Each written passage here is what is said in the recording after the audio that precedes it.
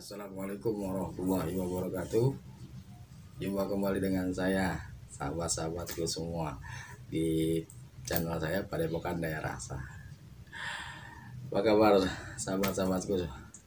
Di sore hari ini menjelang maghrib, seperti biasa saya membuat konten. Kenapa saya memilih waktu ini? Karena waktu ini yang menurut saya pas untuk membuat video dan berbagi kepada sahabat-sahabatku semua. Baik, untuk kali ini saya tidak lagi memberikan tentang amalan atau keilmuan, tapi saya akan membuat video untuk teman-teman saya yang memang menginginkan dibuatkan videonya seperti yang sebelum-sebelumnya, jadi mereka bisa mengulang atau mengingat kembali pertanyaan, kemudian jawaban apa yang saya berikan kepada teman saya tersebut. Dan kenapa saya tidak menghadirkan teman saya yang bertanya tersebut? Karena memang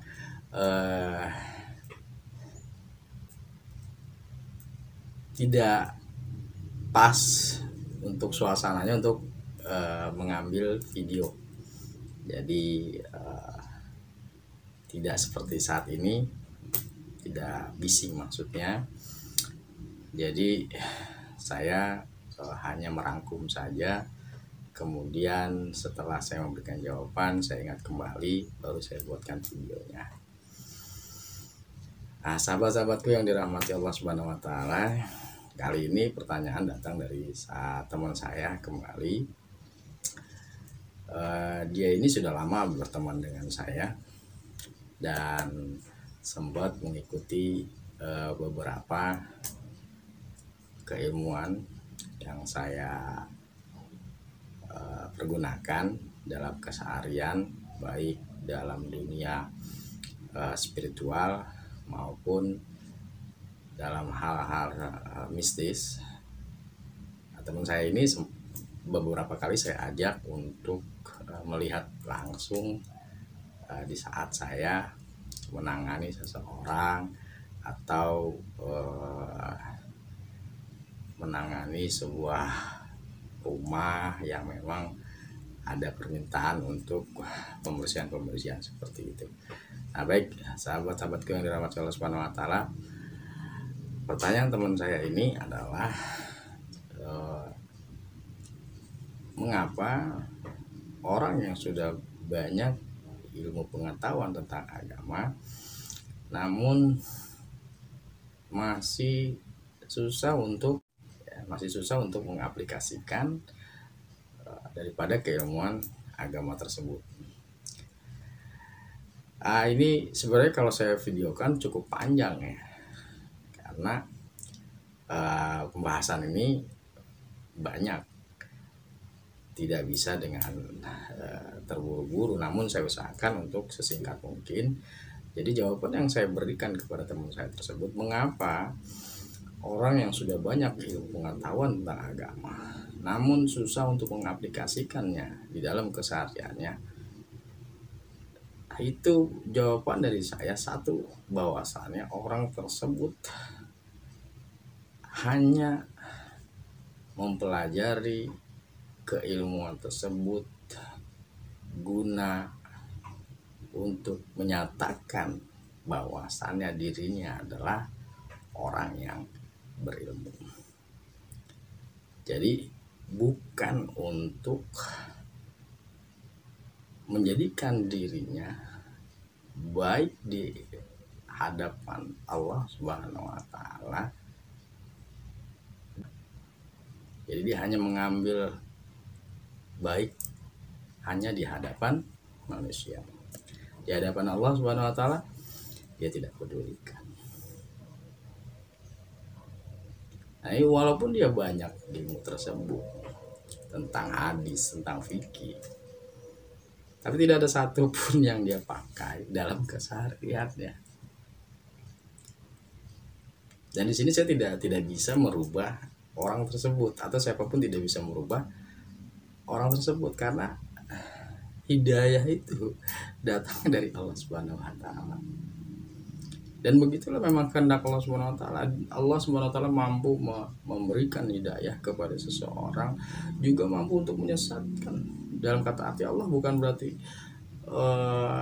tidak baik atau buruk kepada orang tersebut, tidak, tapi orang tersebut yang memang menginginkan jalan keburukan. Begitu sahabat-sahabat yang dirahmati Allah Subhanahu wa taala. Jadi kalau saya ketemu dengan orang tersebut atau berhadapan dengan orang tersebut, ya saya tidak terlalu ambil pusing. Dalam kata hati saya tidak pedulikan mau dia memang banyak keilmuan tersebut, banyak keilmuan agama, tapi kalau memang tidak menjalankan syariat kepada Allah Subhanahu wa taala, ya saya hanya mengatakan di dalam dada semoga Allah Subhanahu wa taala memberikan hidayah kepada orang tersebut sehingga dia bisa menjalankan apa yang dia punya dalam keilmuan agama tersebut. Ya memang di dalam hati saya merasa bahwasannya orang tersebut kita harus rangkul, kita harus dekati, kita harus beri semangat memang. Tetapi yang kita harus ingat bahwasannya kita manusia hanya bisa mengingatkan. Yang bisa merubah adalah dirinya sendiri, kemudian Allah memberikan hidayah. Nah, disitulah bahwa baru akan tercipta perubahan di dalam orang tersebut. Oke, baik ya sahabat-sahabat yang dirahmati Allah Subhanahu wa taala.